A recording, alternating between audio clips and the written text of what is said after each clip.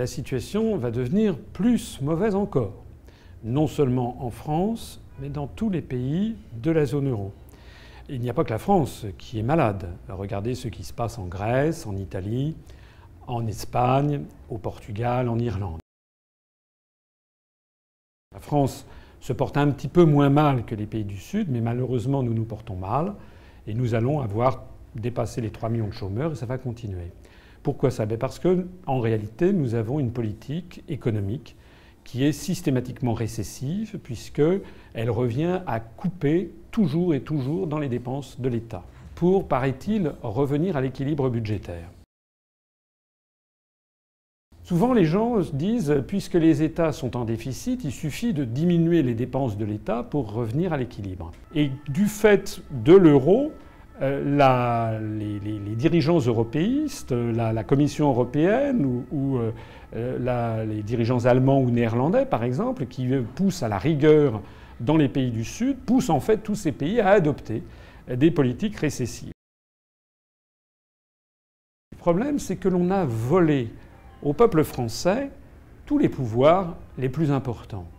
En matière économique, monétaire, budgétaire, fiscale, diplomatique, militaire, tout a été transféré à d'autres.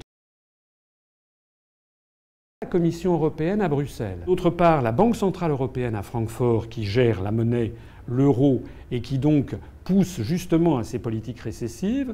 Et puis enfin, l'OTAN et le Fonds monétaire international qui sont à Washington et qui eux aussi imposent une politique, que ce soit en matière financière ou en matière diplomatique et militaire. D'abord, moi je pense qu'il faut que les pays respectent le droit international. Alors le droit international pose un principe de non-ingérence dans les affaires intérieures d'un autre pays. Donc la première chose que nous devrions faire, c'est que les pays étrangers devraient se garder d'intervenir en Syrie comme en Libye. Alors la France à l'évidence, a pris parti pour l'opposition à M. Assad. Mais quelle est cette opposition ? Puisqu'il y a différentes oppositions, si l'on comprend bien, et il semble quand même que l'opposition en question soit très largement soutenue, financée, même armée par des pays de l'Arabie saoudite, le Qatar et puis les pays de l'OTAN, notamment les États-Unis d'Amérique. Donc on n'est plus exactement dans un climat de guerre civile, on est quand même plutôt dans une agression venue de l'extérieur contre un régime qui est un régime souverain. Je pense que le gouvernement français est de parti pris. Je pense qu'il ne recherche pas honnêtement et sincèrement une solution. Je pense qu'il est de parti pris. Il n'y a eu aucun changement diplomatique. Parce que, toujours la même raison que j'évoquais tout à l'heure, nous appartenons à l'OTAN et à l'Union européenne. Et donc tout est déjà décidé ailleurs. Donc normalement, un nouveau gouvernement aurait dû remettre tout sur la table en disant on va réexaminer le dossier. Pas du tout. M. Fabius, le ministre des Affaires étrangères, a dit exactement comme son prédécesseur, il faut que Hafez el-Assad s'en aille, il faut qu'il s'en aille.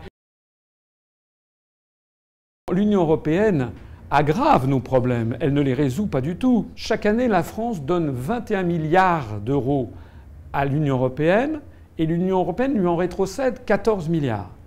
Ça veut donc dire que chaque année, nous perdons 7 milliards d'euros qui servent justement à financer le fonctionnement de l'Union européenne ou à aller servir les fonds structurels qui sont donnés aux pays de l'Est. Ça, c'est la première chose. Deuxièmement, si nous sommes sortis de l'euro, nous pourrons avoir de nouveau une politique monétaire. Nous pourrons gérer nos propres taux d'intérêt, notre taux de change, ce que nous ne pouvons pas actuellement. Troisièmement, les gens pensent que l'Union européenne nous rend plus forts. Mais en quoi ? Il n'y a pas d'exemple de coopération industrielle qui ait marché avec l'Union européenne. Il y a aussi une crise morale avec la construction européenne, c'est que les peuples comprennent que désormais le processus ne leur appartient plus.